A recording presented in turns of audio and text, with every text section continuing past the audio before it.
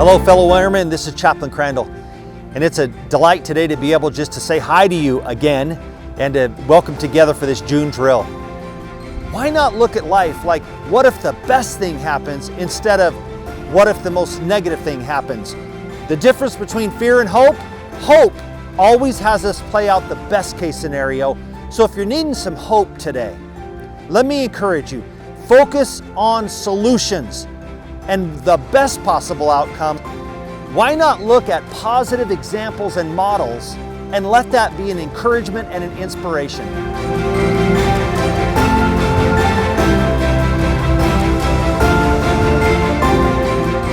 Hi, this is Mayor Ron Smith, and I'd like to give a big shout out to the Army National Guard down in Las Vegas, and of course the 152nd Air Wing here in Reno.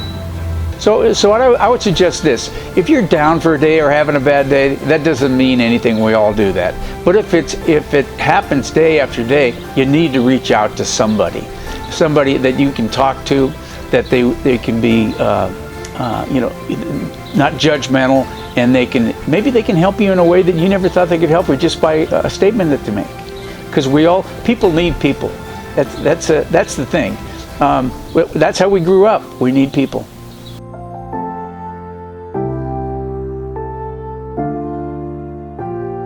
Hello, my name is Keith Plach. I am a police officer with the City of Reno.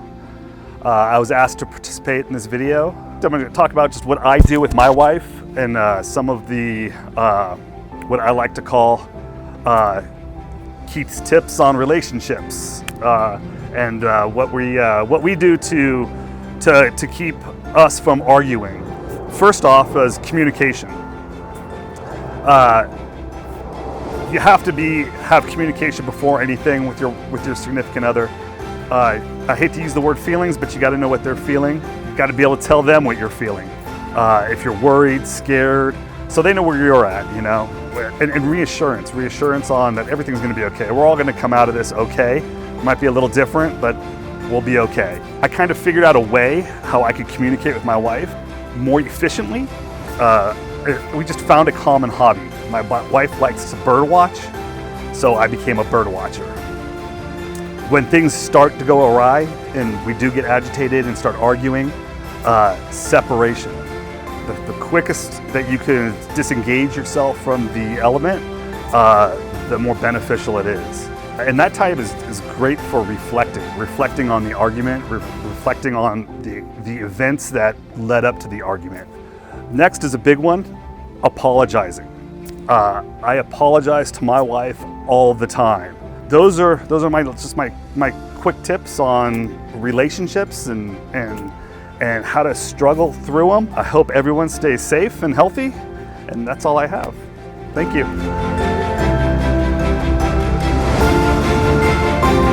Hi, I'm Colonel Dave Clark of the Nevada Air National Guard. I'm here to talk to you about a program called Creating Culture Through Connectivities.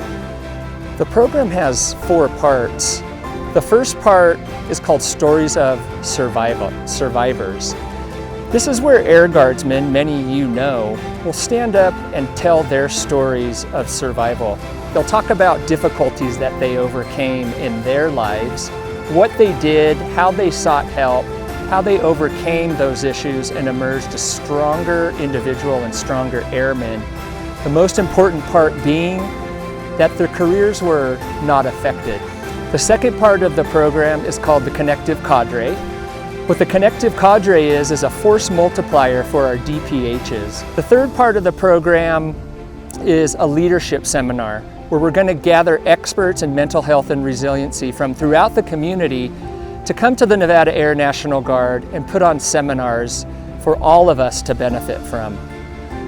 Lastly, we are starting a program called Mental Self-Aid and Buddy Care. Colonel Joanne Meacham will talk more about the mental self-aid and buddy care on our base. It's called Defender's Edge in a moment.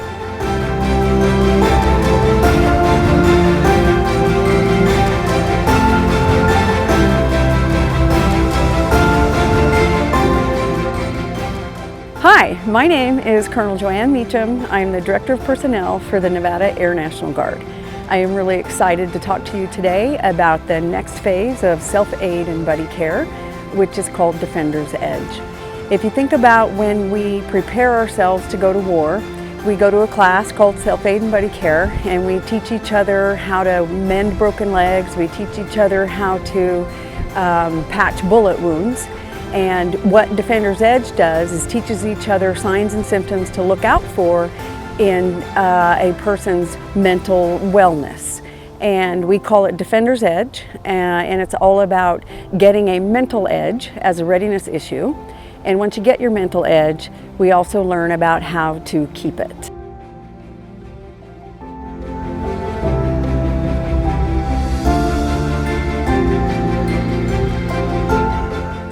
Hello, I'm Sergeant Livy. I'm going to be taking over the mental health portion of this program.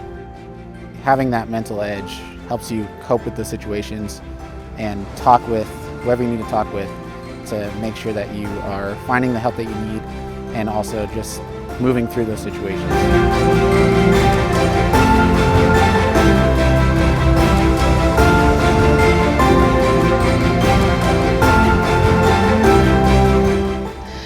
Hi, I'm Technical Sergeant Lampesti, and I'm going to talk to you about physical edge. What physical edge goes more into depth about is how to reduce the stress in your body. Not a lot of people know that your physical stress can actually have a direct impact on your mental health.